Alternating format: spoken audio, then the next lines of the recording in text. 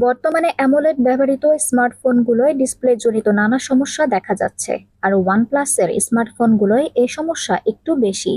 তবে এবার বাংলাদেশে ওয়ানপ্লাসের গ্লোবাল ভার্সনের স্মার্টফোনে ভার্টিক্যাল লাইনের গ্রিন লাইন সমস্যা বিনামূল্যে রিপেয়ার করে দেওয়ার ঘোষণা দিয়েছে প্রতিষ্ঠানটি।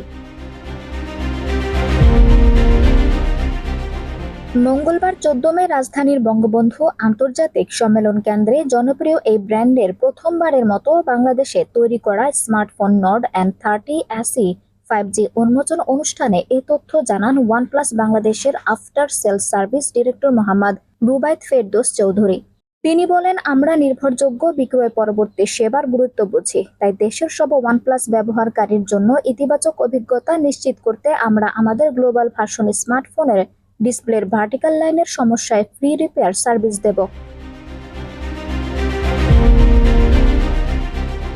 ওয়ানপ্লাসের সব ফোন ও ব্যাটারিতে 12 মাসের ওয়ারেন্টি দেওয়া হবে উল্লেখ করে তিনি বলেন, বাংলাদেশ জুড়ে 35টি স্থানে 22টি সার্ভিস সেন্টার এবং 13টি সার্ভিস পয়েন্টের মাধ্যমে বিক্রয় পরবর্তী সেবা পাওয়া যাবে। বাংলাদেশে ওয়ানপ্লাসের যাত্রা হয়েছে নর্ড N30 মডেলটির হাত ধরে।